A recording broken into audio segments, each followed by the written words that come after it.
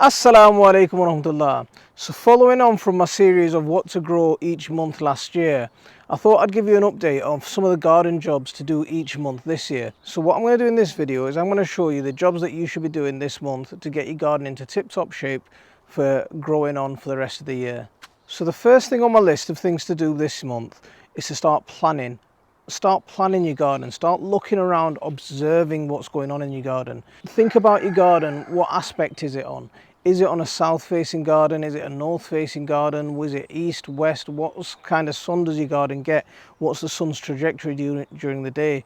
Now for me, my garden's a southeast facing garden, and the sun for me goes from that side all the way over the top of my head and sets over in that direction. With that in mind, I want to try and think about things when I'm planting. I don't want to plant tall plants that are going to block the sun for shorter plants behind them. I want to think about where things are going, and also I want to think about how I can use the landscape to try and capture elements from the environment, and that's what this channel here is for. So this channel it's like a swale, but it's not exactly a swale. It's going to work slightly different because it's not on contour. It's going to work as a draining ditch, but it's going to also act as a soak away and a way to capture water passively from the environment. But at the same time right now is I've been thinking about what I've been growing in different places, and I'm thinking about what I'm going to plant in different places this year. So this is where I had loads of runner beans, loads of French climbing beans, and this year I've got garlic. And once that garlic comes out, I can stick my beans in there again. The climbing frames are in place, so I can get straight after my garlic.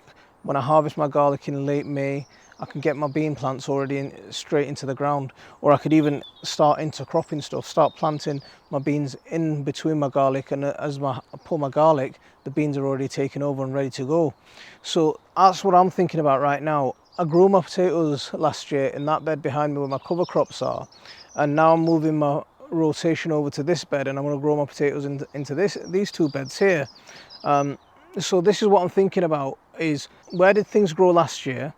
What type of plants were they? Were they heavy feeders? Were they light feeders? Did they take a lot of nutrients out of the ground?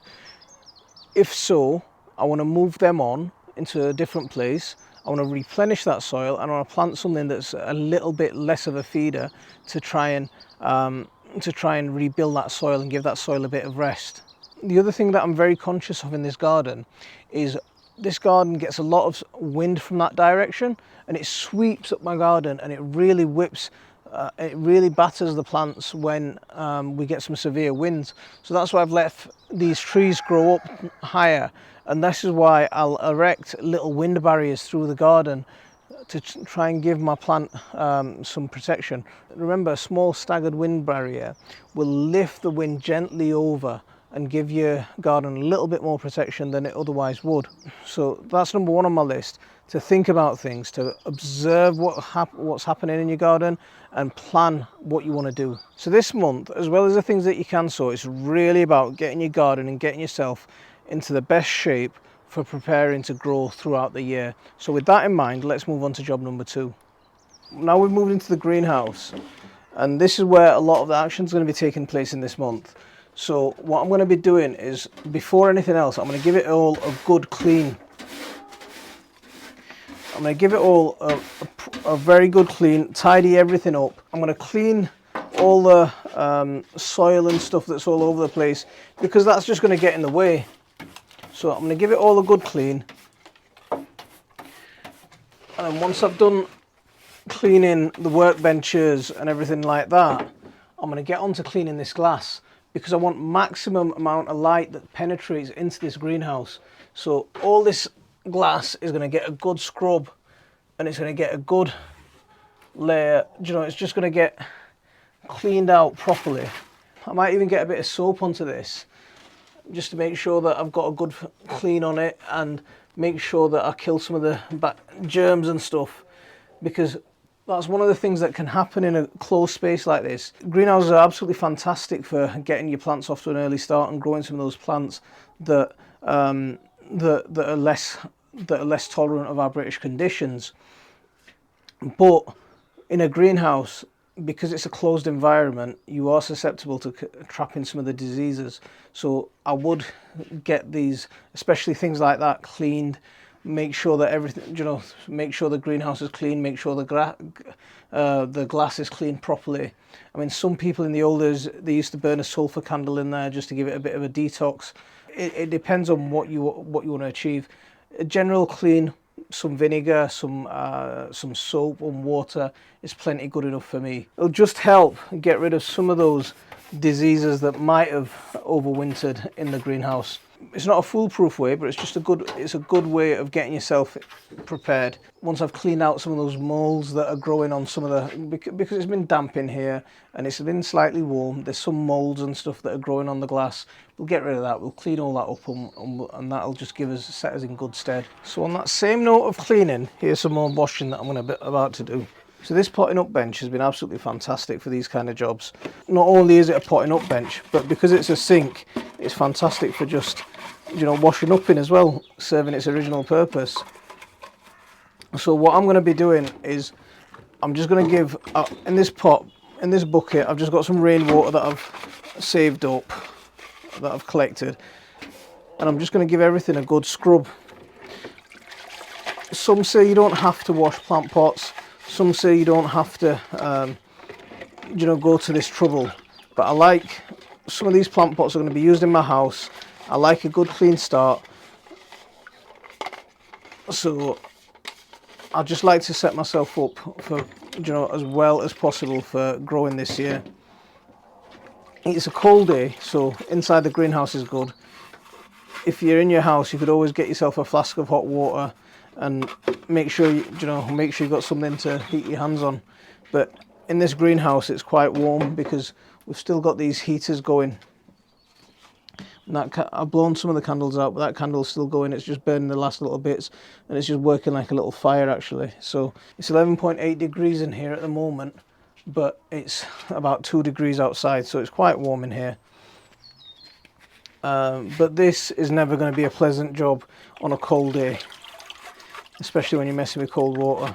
So because of the way this potting bench works, it's very much multifunction, but because of the way it's an old sink, it still has that sink function, and I'm able to collect all the water that's wasted from washing, and I can use this for something else. Yeah, I can use it for watering, I can use it for cleaning stuff outside, so it serves multiple functions. It's not just completely wasted. We're just catching every little bit of resource that we can, and we're just recycling that.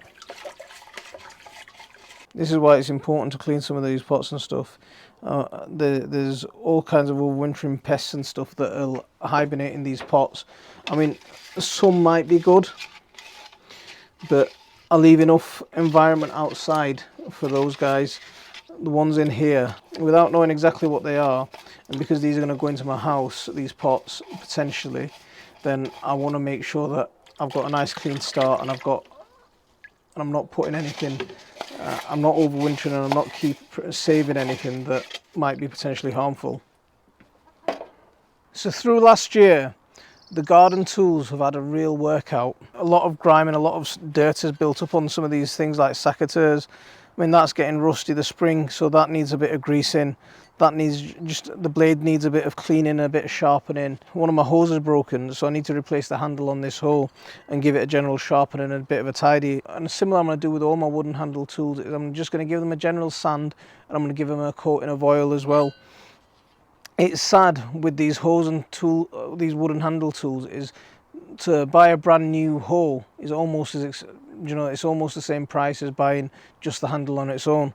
So, but I mean, these are jobs for me to do, and we'll get on with these. So get your tools cleaned up, get your tools sharpened up, get your wood oiled. Really, this should have been a job going into winter or coming out of the gardening season.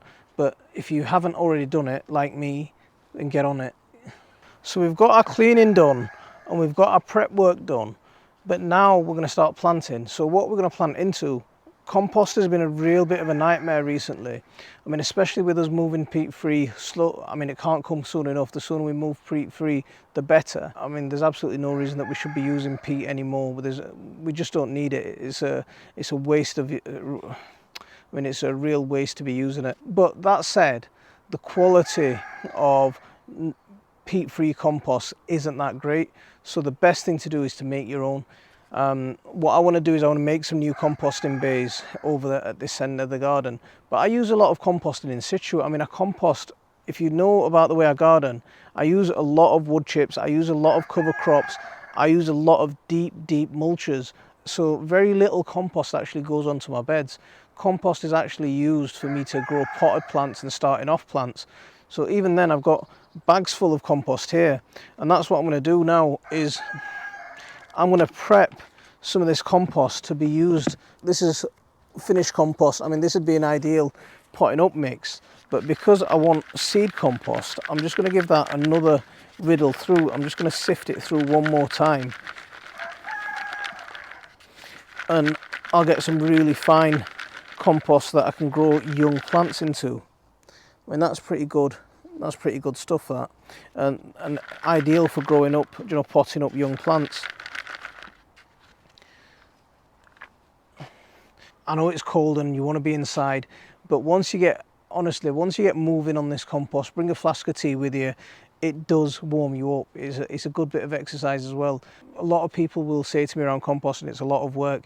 Yeah, it's a lot of work, but it beats me. I don't need to go to the gym when I've done a session of composting or compost riddling. It really does help keep you fit and keep you active, so definitely. So if you've got a compost pile built, then now's a good time to harvest your compost. And if you haven't got a compost pile, get one built, man. Now, within the next couple of months, my strawberry plants will start flowering again. And one of the things that I'm going to do now is I'm going to pick off. I generally leave it, but towards the end of this month, when we see signs of weather improving, I'm going to remove some of these dead and dying leaves. And that's going to give me a clearer picture of what's going on underneath, because there's some perennial weeds that have propped up, like dandelions. And this one, that's I think it's called Herb Robert. It might be called that, but it might be called something else, I can't remember. It looks very much like a strawberry leaf.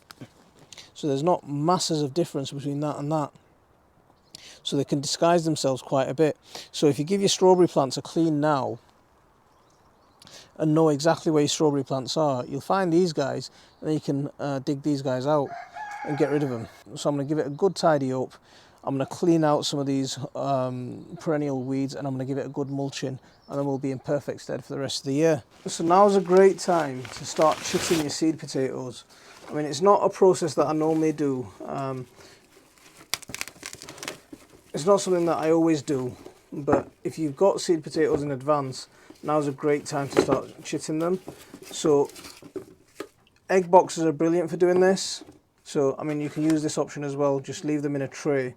You want them to grow short stubby chits rather than the massive spindly ones.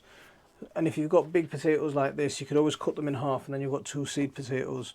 So here's another thing that you can be doing if you haven't already done so, is start sowing your chilies.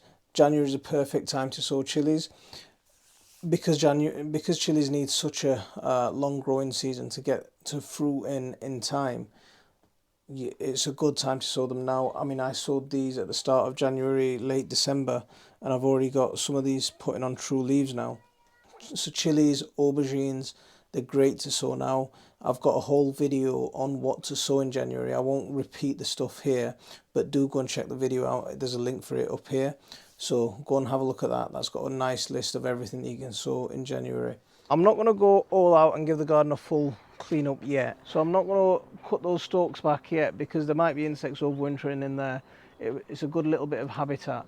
And once I see signs of life coming back to the garden, that's when I'll clean everything like that out. So it might not be the prettiest thing in the world, but it does help, you know, with the wildlife and stuff like that.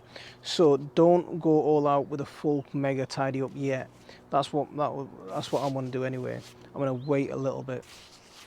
So there's a list of jobs that you can be getting on with this month, and I'll do a video at the start of each month going forward with a list of jobs to do each month and a list of things that you can be getting on with and get you active in the garden. On my composting, I'm about to make a video on the type of compost and how I compost and how I prepare my compost and the different mixes that I use. I'll put that on my Patreon in the next couple of days as well.